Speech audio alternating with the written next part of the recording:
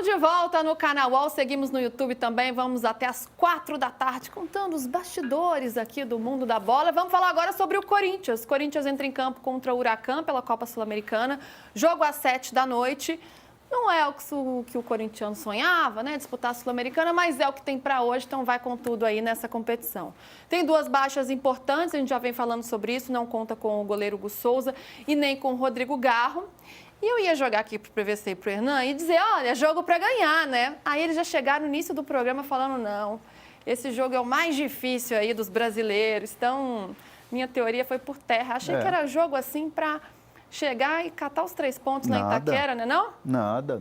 É jogo difícil. O Huracan é um time que está jogando bem. E o Corinthians está desfalcado. Ah, mas o Corinthians joga em casa, joga o apoio da Fiel. E a gente viu em algumas partidas de mata-mata, né, de Copa, né, que o Corinthians às vezes dá uns vacilos inacreditáveis. Opa! Né? No ano passado foi assim, né? Alguns jogos da Sul-Americana. Nessa pré-Libertadores aqui. Pré-Libertadores. Que então, o diga. Muita calma nessa hora. Eu acho que é um jogo difícil pro Corinthians, não é aquele jogo baba, não. Ô, Hernan, com o que eu estou na minha mão aqui? O meu cafezinho. E você vai chamar o cafezinho? Isso quer dizer o quê? Vamos chamar o cafezinho. O cafezinho, é isso. Cadê o nosso cafezinho aqui? Cadê o cafezinho? O café com setorista Samir Carvalho. Cadê, gente? Tchananã, vai pintar por aqui. Cadê a câmera? Ah, ele aí, Samir, nosso sumido, amigo. Né? Cadê ele? Ele tá sumido. É muito café e muita apuração, aí ele não quer saber do de primeira, não? Cadê seu cafezinho, meu amigo? Tudo bem? Boa tarde, Luiz, Hernan, PVC, né? Quem nos acompanha de primeira. É um cafezão. Aliás, um bom café começa aqui, ó. Moendo na hora. Falei pra você que era uma frescura danada. Luiz, tem que ser moído na hora, tá? Depois a gente derrama ele numa decanter. Gente, é igual chique, igual vinho. Quando eu tiver a honra de ser convidado para fazer o programa do estúdio, eu vou fazer um café ao vivo aí pra gente. Ah, maravilhoso, tá já está convidado, já substitui aqui, ó. Hernan pode ir. Não, Hernan não, porque ele traz o cafezinho para mim. Ele é gentil, ele traz. Gentil. Bota mais uma cadeira. Só não pode colocar açúcar, que aí é um insulto ao barista. Só barista, essa regra, tá? É o nome da palavra que eu queria, é o barista. Samir, você que está muito chique com esse café gourmetizado, me conta desse Corinthians, então. Tem duas baixas aí, do Hugo Souza e também do Rodrigo Garro. O que o Emiliano Dias está pensando, o Ramon Dias pensando? Como é que vai esse meio de campo? Matheus Donelli, né, no gol. E nesse meio de campo ele vai colocar Romero, ele tem a opção do Tales, ele pode colocar o Memphis um pouco mais recuado, Bidon. Qual que é a ideia para hoje? São várias opções, né? Inclusive, quando ele colocou um 3-5-2... na volta do segundo tempo, quando ele coloca o choque e passa a jogar no 3-5-2, ele adianta o Alex Santana para fazer a função que seria do Garro, por exemplo. Mas nesse jogo deve ser o basicão. O que seria o basicão? Aquele básico que funciona, é o Romero.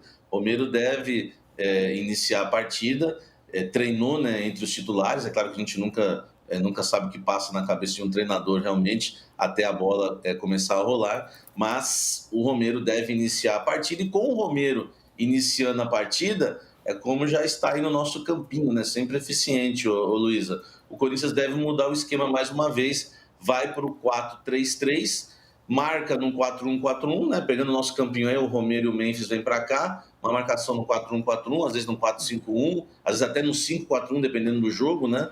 Mas o Romero deve fazer essa função. A torcida fica esperando o Coronado sempre, Luísa, mas acredito que o Corinthians hoje deve iniciar a partida com o Romero mesmo, o Emiliano, né? E claro, o Ramon Dias tem mais confiança no paraguaio. A gente chegou a falar sobre o Coronado, né? Que precisava de uma sequência aí depois de muito tempo fora, agora um mês fora, mas já vem somando aí, acumulando diversos problemas com lesões e questões físicas, mas dessa vez parece que não, né, Samir, pelo que você está nos contando. E o Huracan que pode ter lei do ex, hein? Menino Cantígio, ó, o Samir vai matar a saudade do Samir, que adorava o Cantígio quando jogava no Corinthians, vai poder matar a saudade do Cantígio, hein? O Cantígio, ele quase acabou com a minha carreira, né? De vários jornalistas, eu acho. Ele foi pro psicólogo, na verdade. Porque de repente ele dava aquele facão lindo, sabe, o Luiz? Assim, umas viradas de bola fantásticas, fazia gol. De repente tinha jogo que ele ficava olhando pro alto, não jogava nada. Então, até hoje eu não sei se o Cantígio é bom ou ruim, não me perguntem isso. Vamos ver o Huracan, então vamos conhecer melhor esse Huracan, adversário do Corinthians, que vem muito bem nesta temporada em 2025. Está invicto a 9 jogos, 7 vitórias e 2 empates. Então, em 2025 são 12 jogos, 7 vitórias, 4 empates e só uma derrota, que foi para o Boca na Bomboneira. Quase 70% de aproveitamento, 69,4%, 15 gols marcados e 5 gols sofridos. É o terceiro colocado no argentino, lá no Grupo A do Campeonato Argentino. E tem o centroavante, Ramon Ábila, que é ex-cruzeirense, o atacante já experiente. O Anchope Ábila. De 35 anos, jogador já experiente. PVC, para enfrentar esse Huracan, essa formação do Corinthians, sem o Coronado, o que tudo indica, com o Romero, te agrada? O Corinthians tem sido, mudou o nível de confiança. E com isso você é capaz de fazer um jogo como fez contra o Bahia, com o time reserva, que era para perder o jogo e empata. Então, só que é um jogo que tem que ganhar. Apesar de jogar contra o Huracan, que é uma boa equipe, ele joga em Itaquera e tem que ganhar o jogo. Ele vai para Cali na semana que vem. Na terça-feira que vem é em Cali contra o América. É sempre difícil jogar lá, jogar na Colômbia. Então tem que ganhar o jogo em casa. Vale sempre a lembrança que às vezes a gente está tão acostumado com a Libertadores que a gente se esquece que na Sul-Americana só classifica o primeiro. Então tem que ganhar o jogo, tem que ser o primeiro da chave. Não é que seja suficiente, é que é necessário. E o Samir vai falar, né? Essa história do Garro, que foi para Madrid. Me lembrou uma história do Filipão. O Filipão foi técnico do Totó Esquilate no Júbilo Iwata. E o Totó Esquilate vivia com uma lesão no joelho, Samir. Aí um dia o Filipão perdeu a paciência e encostou no Esquilate e falou assim: ô Totó, o que você precisa para voltar a jogar? E o Esquilate respondeu: 3 meses em Itália. 3 meses na Itália. Aí ele foi para a Itália cuidar do joelho. Já vou saber essa história do Garro, como é que foi tomada essa decisão, quem influenciou, quem ajudou, o Samir já vai contar pra gente. Mas antes eu quero uma atualização do mercado da bola, porque tem um cara que pode atuar nesse time aí, inclusive na vaga do Garro, que a gente não citou, que é o Thales Magno. E o Corinthians já estava tentando uma renovação com ele, o New York City estava ali fazendo um jogo duro, o contrato dele até meio do ano. Agora, deu certo, Hernan? Deu certo. Foi uma situação que foi resolvida. Essa matéria do Felipe Silva aí a gente apurou desde ontem à noite. Na verdade, foi o grande Raul Moura, setorista lá da CNN, que trouxe essa notícia primeiro. E aí, confirmando, né, eu falei com o Carlos Leite, que é o empresário, até 2026. Era muito a vontade do Thales Magno, contou muito nessa negociação, né? O desejo dele de ficar no Corinthians, o quanto ele já está identificado com o Corinthians, com o elenco do Corinthians, a amizade que ele tem, principalmente com o Hugo Souza, eles viraram muito parceiros, e ele queria continuar. E, obviamente, querer continuar não é ficar no banco de reservas, não. O Thales Magno quer ser titular do Corinthians. E assim, óbvio, respeitando todos os companheiros, que ele tem uma ótima relação, mas ele quer ser titular, ele quer buscar vaga no time. E o Ramon Dias vê isso, o Emiliano também, eles veem isso como muito positivo, porque é ruim quando você tem um jogador que está encostado, quer ficar no banco lá e come e dorme, né? Não é o caso do Thales Magno. Então, por isso que ele quis ficar, porque ele quer apostar de ser titular. Ele quer ser titular do Corinthians, então essa renovação vem em bom momento e a torcida gostou também. Porque é um jogador que, quando entra, dá uma mexida no time.